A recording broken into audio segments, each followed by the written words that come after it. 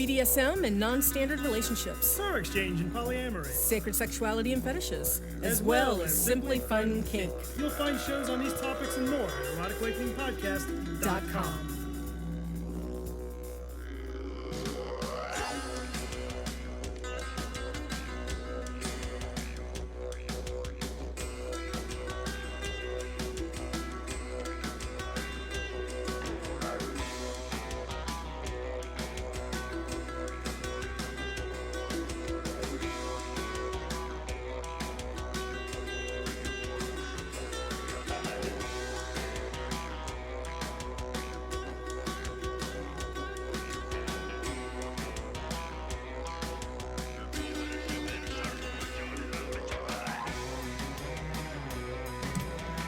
Hello, all you scabies. This is Great Answer with another episode of the Ropecast. This is a podcast about rope bondage and kinbaku and shibari and kinky stuff and consent and really whatever the fuck I want to talk about. I have been doing this since 2005, and that's a long time. The reason I'm going through all this stuff is because greetings to all of my new listeners via iHeartRadio.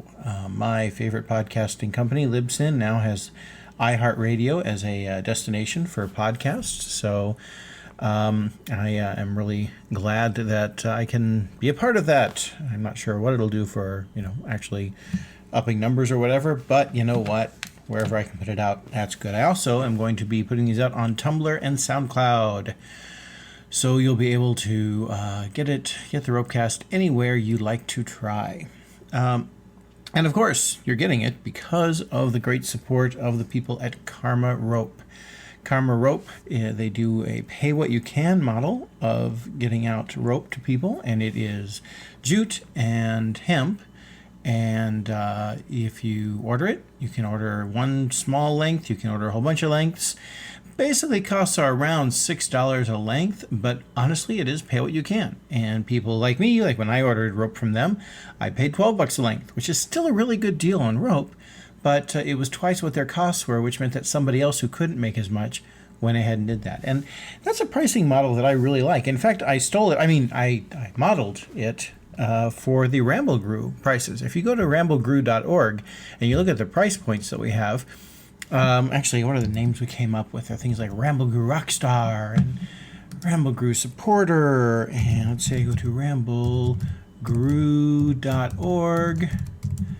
And we're about 2 months away from Ramble GRUE, which is really fucking awesome.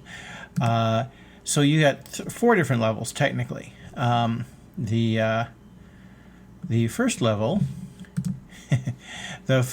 is Ramble GRUE Attendee.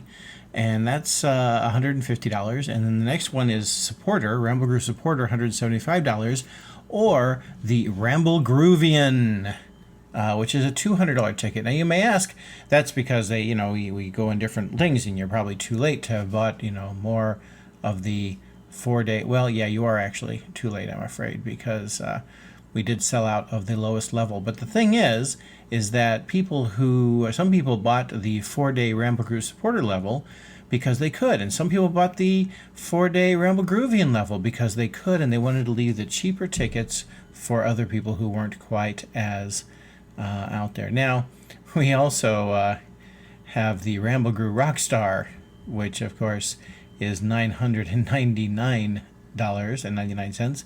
Now, what that actually gets you, and just to be clear, let's say, what that will get you is 4 days of Ramble GRUE for you and a partner. And so it's actually 2 tickets. Really, it's $500 each. And every morning, I will serenade you and serve you coffee. And I will also provide a 1-hour private lesson.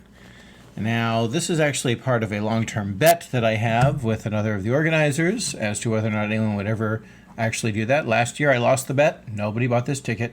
I gave them a box of cigars. This year, I'm probably going to lose it again. But you know what? That's okay. We are still really glad to see it there. And there are also 3-day tickets available, but really it's, you can really, 4 days of Ramble GRUE of Ramble Wood for $175. You do not get a better ticket deal than that. So anyway, I like the idea of releasing all the tickets at the same time so that people can sort of pay it forward. And it may be a, kind of a, what's the word for it? Naive? I'm accused sometimes of always looking for the best in people. And it's true. I do look for the best in people, but you know what? We are still able to put in a GRUE, and that's what counts. We just got back from the San Diego. Haha. Didn't get back from the San Diego GRUE. Don't panic, Peter. Trust me. I know I'm coming. San Diego GRUE is coming up August 5th through 7th. Instead, we just got back from... Where was it? Toronto. Yes, the 5th Toronto GRUE was just this last weekend. And it was a lot of fun. The first time I ever got to take Naya to Toronto, which meant we got to go to Glory Hole Donuts. And I wish I could say that led to all kinds of wild and sexy escapades, but it led to really good donuts, actually. More to the point, we had the GRUE itself, which, as you know, stands for Great Answers Rope-tastic Unconference Extravaganza. Now, this time, there was a lot of rope stuff. What a surprise, but a lot of non-rope stuff, too. And to be honest, my biggest takeaways were conversations that I had with people about consent, about the nature of relationships, and things like that. But I also, I really had a good time. I got to learn a new knot for me, and it's called the Farrimond friction hitch. That's Farrimond. Friction hitch, and this comes to me via Knothead, actually, who if you come to Ropecraft, you'll get to meet and see Knothead do his famous predicament bondage, and this particular knot comes from his predicament bondage skills. It's really cool. It's sort of based on a Prusik knot, which back in the day, before everybody started tying Somerville bowlines, the Prusik hitch was exactly what I used for all of my limb bondage. I loved putting a Prusik on each wrist when I was tying up Cunning Minx or Genevieve, and they would just have them attached, and they're secure, and they're pretty, and they're stable, and so lots of fun stuff. We also got to see some more of that chaos bondage. Iron Temple Dog and Tendra did a really cool demo of that at the place. And I got to meet some new rope people and some old rope people who are newly come back to the scene. It was a really, really interesting class time, and one of the first classes that I was really surprised to see. It was basically a class on... I'm going to call it like a prenuptial for relationships. It was, how to plan your relationships so that you have an exit strategy. And that may seem kind of strange to people to be doing that kind of thing, but it actually made a lot of sense. And what was really surprising to me was that the person who suggested it, whose C name is Greg, had said, well, this might be kind of a downer for the event. And it had maybe a third of the entire GRUE attendees were there at that. And they were not only at that, but they were sitting there and really laughing. I mean, it was a very constructive conversation. And for some reason, it ended up being really, really interesting, and I love it because I hold it up as an example of something that you really wouldn't see at a quote-unquote regular convention. But it came out in the GRUE, and I honestly think that some people who went to it may try and turn that kind of a class into an actual class somewhere else. Now, this does happen. Lokai recently gave a class on cigar making at Fusion, and he did that class for the first time at Ramble GRUE last year. So this is the kind of stuff you see happening, and also people just try out new and interesting combinations of classes and stuff. And of course, the reason I'm bringing all this up is because there's 2 more GRUEs coming up in August. Woohoo! We have San Diego GRUE. You can go to sd.grue.space, and this is the second San Diego GRUE. Demon 6, the man who with the epic takedown of a certain British troll we know of on FetLife. He did the first San Diego GRUE. And of course now he's in LA, so he couldn't do a San Diego GRUE again, but I'm hoping I might be able to see him there. And then also there's going to be a Boston GRUE, the 19th through the 21st of August. And you can go to boston.grue.space to get those tickets. And that's going to be the first GRUE that's actually at a hotel. So that should be very, very interesting. Like I was saying, one of the takeaways was the idea of getting rid, it's going to sound kind of boring, scarcity as a model for improving consent culture. And I know that sounds very strange, but the idea of scarcity, let's put it another way. It's JP calls it don't shop when you're hungry. That's the control enthusiast, the guy who organized the GRUE in Toronto. And someday I'm going to have him on to actually talk more about this in detail. But first, I just want to pose that question to you. So, and I see this a lot when people, especially, are going to be doing these self-suspension classes. They'll say, why? Who needs a top? Self-suspension. And which presupposes that if you are going to do self-suspension, therefore you are a bottom, which makes no sense because, yes, you are the person being tied, but you are also the person tying. So you could just as easily have a class called Who Needs a Bottom? Self-suspension. And the reality is even more than that. It's the idea. Well, here's the thought. Let's say that a certain percentage, I'm not saying all, I'm not even going to give a percentage. Let's say that some of the consent incidents that happen because people are just kind of really trying to do all the things all at once. I think I've heard it called a sub-frenzy or things like that. And tops are told, well, hey, did you go to this thing? Did you do this thing? Can you do this kind of suspension? Can you do this kind of thing? How many scenes did you have this night? All these things, all of which seems to indicate that there is a level of esteem, prestige given you in the community based on what you can do. Okay, what you have done and what you can do. And so if you want to maintain your self-esteem and your prestige, then you go ahead and you say that, here's what I can do. Here's what I've done. Now, I can totally relate to this, okay, because people think, because I talk to all these fantastic rope people on this ropecast, that I am a fantastic rigger.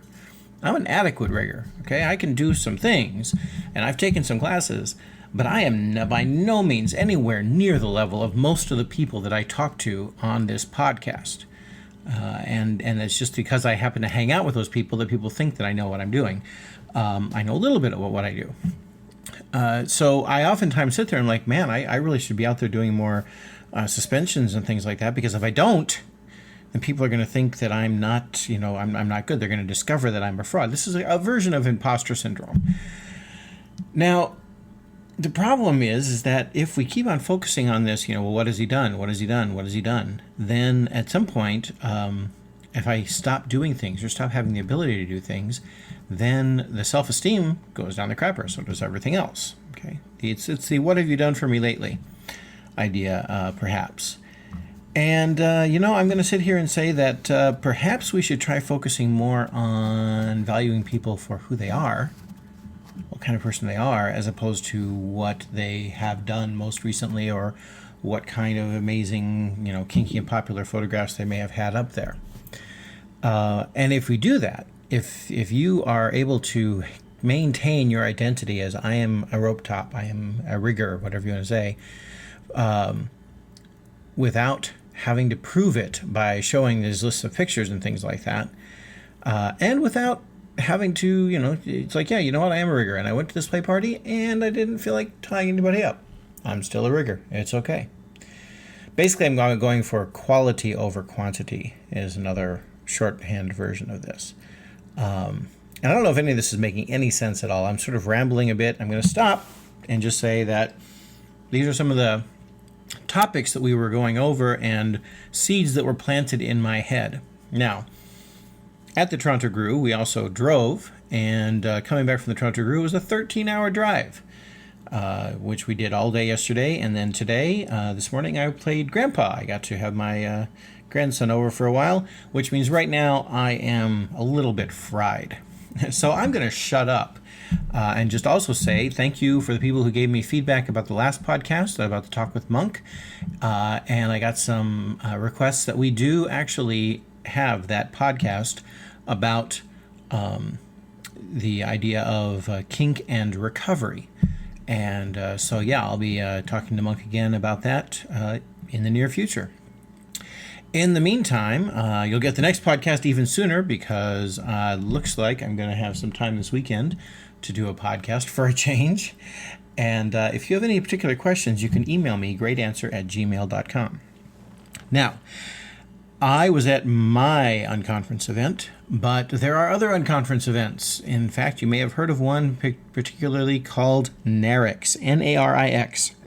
Now, today is the 19th of June, I believe. Yes. It's the 19th of July, and NARIX is on the 20th. The deadline for NARIX applications is the 25th. So if you're hearing this and it's past the 25th of July, then you can ignore most of the next part. But if you are not, you should listen to this next part and think about applying to go to NARIX in LA. It is the actual event is in November, and it's a different kind. I think Ben Hart, who you're going to hear in a moment, called it unconference-ish, is the way to put it. So without further ado, here is Ben live from the Toronto GRUE. All right, we are at the tail end of the 5th Toronto GRUE, and we had some great help from, can I call you a friend? Yeah, you can. All right, I mean, we've been acquainted for a while. I like to think of you as a friend. Ben Hart, who I don't know where I first met you. ShibariCon 2013. Wow, okay. Or 2012, maybe. Yeah, one of those. And you were, I really appreciate your help here at the GRUE. You made the food absolutely seamless. There was plenty of it, and plus you stepped in for you did some.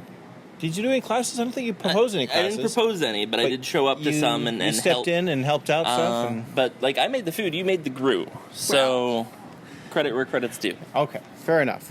But actually, I wanted to talk to you about. Is it still the North American Rope? I don't know what the IX. North American Rope Innovation Exchange. Innovation Exchange, yes. And that purposely chosen to not be rigger or any group of rope lover. Which I approve because, skewed. if you're not a IATSE, is that right? Blonde? Is that I have to... I think you just spelled out IATSE, which is the union is for it IATSE? Yeah, playwright. If it's not IATSE rigging, then we couldn't possibly use that. I guess I got braid. I spelled it wrong in the last Ropecast, and my girlfriend, the blonde, berated me for that, for not spelling it right. So I'm spelling it right here, and we'll edit this part all out because, of course, this has nothing to do with NARIX. NARIX. What's the website so people can look on as they're listening? www.narix.org. NARIX.org. And NARIX was originally patterned after the European Rigger Exchange, right? Rigger Innovation, and. But you guys have put your own spin on things. Yeah, there were some things that we really liked about the European Rigger Exchange, and there were a number of things that we thought could be improved upon it. So most notably, if anyone who's listening who has been to EURIX, we liked the idea of bringing together sort of a diverse group of people to sort of spread awesome ideas across a continent, and that was a great idea. We didn't like the idea that it was rigger-focused, which is why shortly after the first one we changed the name to be Rope Innovation, because we wanted to keep NARIX as a word for the event, but we wanted to change it so it wasn't rigger-focused. Yeah, I think the first NARIX was the first time I'd been at I sat in on a bottoms roundtable and learned so fucking much. Oh, my God. And some of the people who've attended NARIX have been behind this sort of change in what you might call advanced bottoming education from a practical standpoint, which has been really, really cool to see happening, where it's gone from this you'll pick it up kind of education that happens in discussion to there are transferable skills that you can learn that can help you particularly as a bottom and suspension is what I see a lot of these classes as. Right. But. And they also kind of upped the upped the bar for presenting, because, it's one thing to be presenting and tying at the same time. It's another thing to be presenting from, say, dangling from a single ankle suspension or from something like that, that we see sometimes them doing. They'll be standing there in a suspension, giving a perfectly cogent explanation of what's going on in their body at the time, even if it's something like, yes, so right now my leg is screaming with pain because it's, whatever. Yeah. It's impressive. People like Tifereth and Fuoco are really at the core of that. That's great Morgan. to see. Sarifka Morgan also, yeah. It's great to see that shift that's happening, and it's also not necessarily like practical. Like, it can be rope organizers, rope teachers, rope makers. Like, we'd love to have people from every kind of aspect of being a rope lover, and it's really about, if you look at our website, our mission statement is all about uniting rope lovers to exchange information and to sort of forward the broader conversation about rope bondage. So I heard you, I think you described in the introductions of the GRUE, you said it was open space-ish. It's open space-ish. So for people, a lot of listeners have been to GRUEs, so they certainly heard me talk about them enough. How is NARIX different than a GRUE, since they're both open space-ish? Bye, Doug. So NARIX is, as you've put it, capital O, capital S open space. So really coming in from what you might call kind of by the book. Literally, there is a book. Yeah. Open space. Yeah. Open space, where people who attend can be anyone who wants to attend. People who put forward classes and actually go and do the class or request the class. There's no filter. They go, they pick a time and a spot on this kind of open schedule, and they slap their class on the wall, and that's when it's going to happen, and they're in full control. So NARIX... the way we put it when we spoke to an open space expert in the IT industry, he's like, "Oh, you're cheating, but you're doing it in a really interesting way." Yes, and it was. I would heartily agree with that. We wanted a group of people who had experience with rope, and preferably a significant amount, because what we saw was at a lot of conferences, open space or not. You're wary to teach certain things because people, need to know the basics in order to keep up, and they need to be informed of safety. And the 9,000 arguments we've all heard on FetLife about why you can't teach crazy inversions at a conference, right? Or crazy transitions, or why that's often unsuccessful. So there's that layer. But also we wanted people who could have context for rope culture to some extent or another, and people who would take the things that they learned and go back and contribute to their communities. Right. So there's a number of sort of qualities that we look for in a people. So what we do is we have them apply to the event. So there's a filter to get in. And that application ends on July 25th.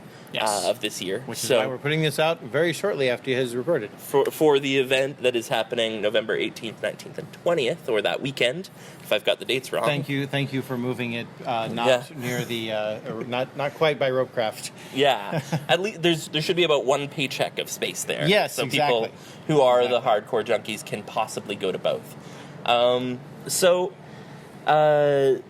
We had this idea to bring this group of people together, and then once we've got this group, there's a little bit of a filter to try and make sure that the things that are happening that are scheduled, it's still an open space in that you can kind of do whatever you want, wherever you want. Yeah. But the things that are happening that are scheduled are skewed towards popular desire, I guess. So what we like to kind of call it curated open space. Right. That's a good way to put it. There's a curator. In our case, the curator's name is Abby McNaughty, our education mistress and programming mistress. And what happens is, just like a GRUE, you can go up, you can put your ID, and you put it, instead of directly onto a schedule, you put it onto a request or proposals board.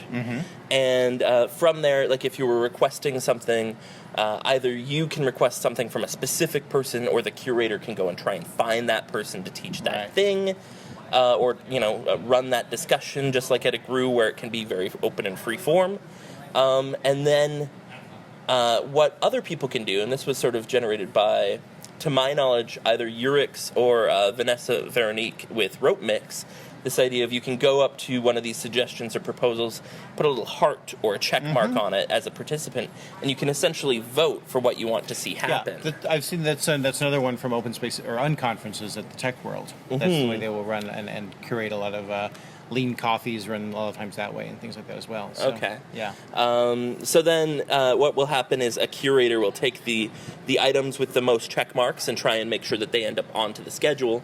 And we'll also try and put things in a balanced way across the schedule. So things like if there's a class that doesn't really require a group like people who like to receive rope, it's really dedicated to people who like to give rope tops, then we might balance that with a class that doesn't really need tops, so that the tops can go to one, and then there's a third option for people who don't fit those two boxes. Right. So that's the way we build our schedules and build the event. So what is something that you've seen because there have been how many now? 3? We're 2? going into our third. Into your third.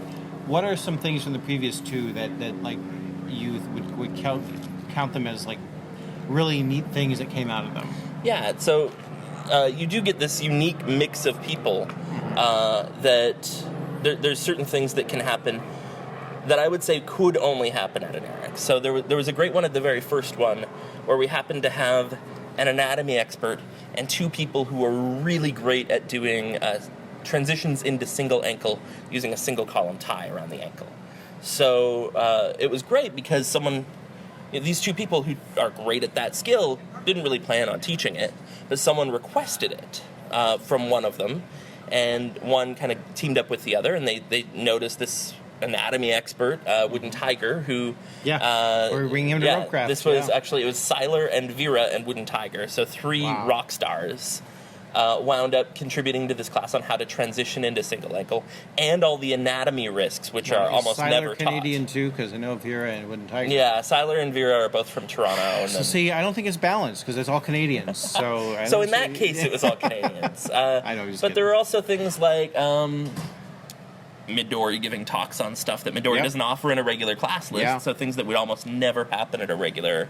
But holding a discussion, broadly discussion, so it's not just Midori, but also several like really experienced North American performers of rope, talking about building narrative in performances, or like there was another great class that started out as just sort of.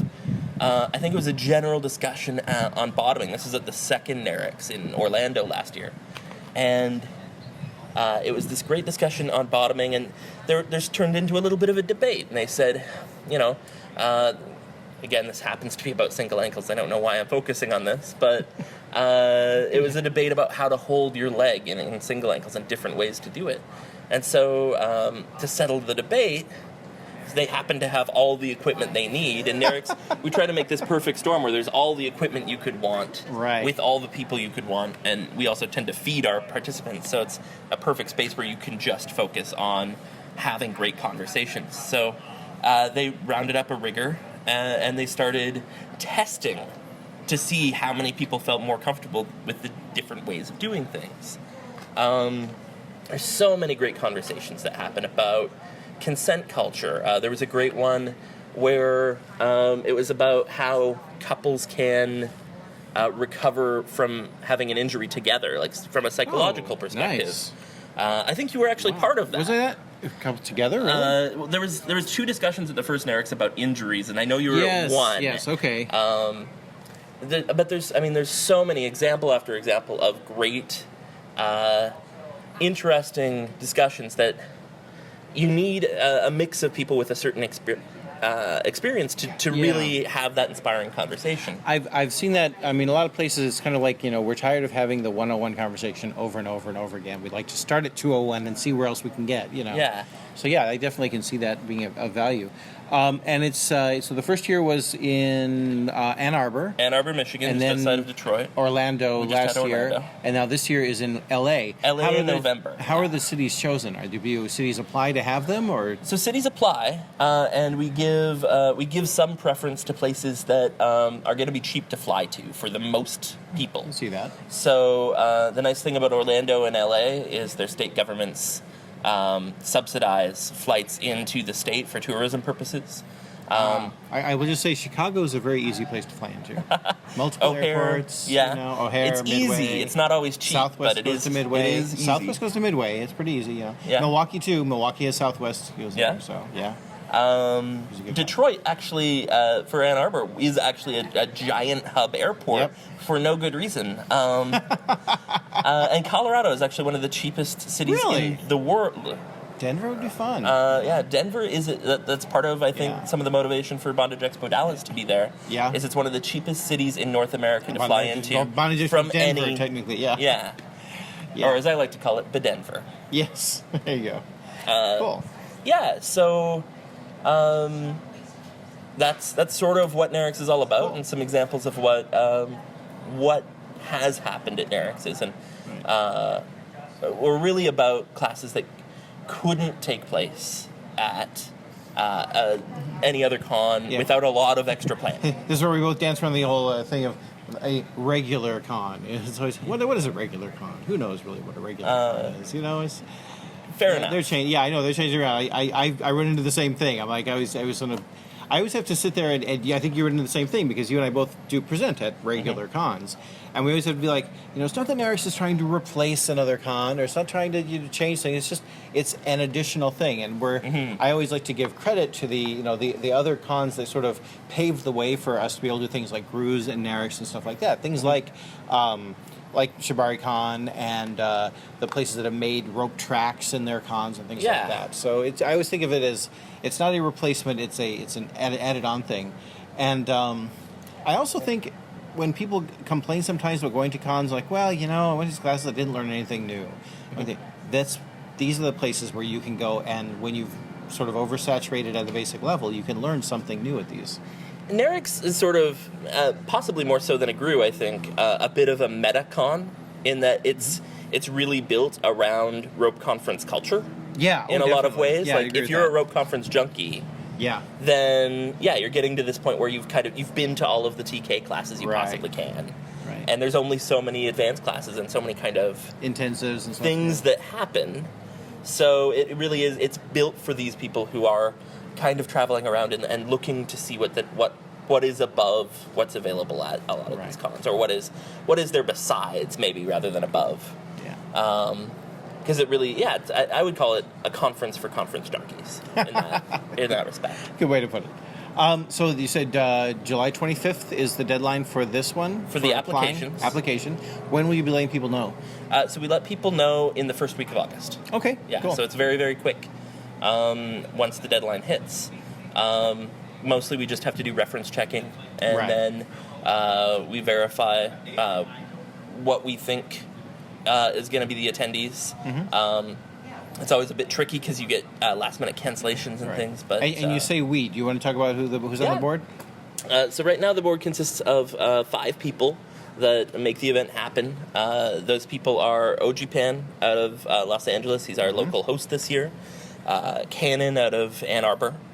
Illicest out of Florida. Ebby McNaughty out of Quebec City. Quebec City. Yep. And myself here out of Toronto. Cool. All right. All very august names and well-known and respected, so good to hear. Yeah. Cool. All right. Well, we will, like I said, I'm going to get this out soon, so you all should, if you're at all interested, you should definitely go and apply. And frankly, you should apply even if you're not able to necessarily make it or whatever, because it's a good experience and it gets your name out there.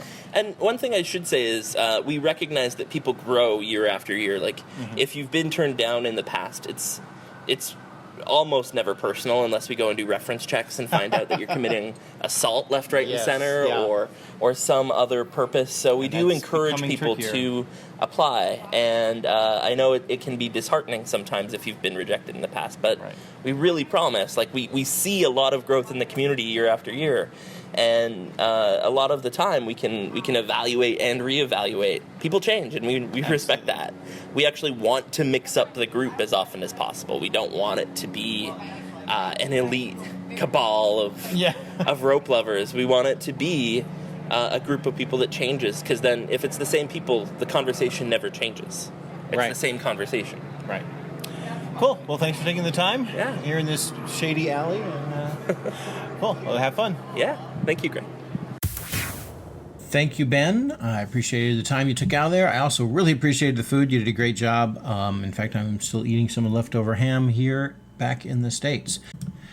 And remember when I mentioned I was tired? This is the fifth time that I've done this particular section? I think it's 5. Yeah, the fifth time in this particular section, where I want to thank KarmaRope.com for sponsoring this podcast. They do a lot towards supporting, keeping me caffeinated, keeping the costs of publishing this podcast out there, and along with my patrons at patreon.com/Ropecast, they really keep the wheels turning here at the Ropecast.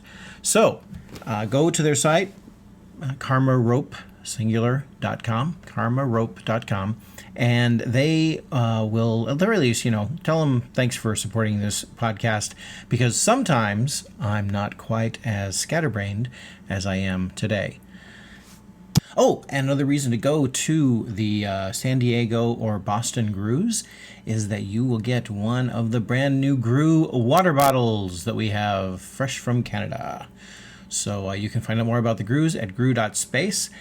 Thank you so much, my Patreon supporters. I really appreciate that. I have a story that I'll be emailing you very shortly, and your support helps keep this podcast going, regardless of the other things that I'm doing. And if you have any comments, you can always find me. I'm on Twitter, on FetLife, on Facebook, all is GrayDancer, GrayDancer. Email is graydancer@gmail.com. And this has been a Gray Miller Creative production. Coming to you from Madison, Wisconsin, this is the Ropecast. That's some good rope.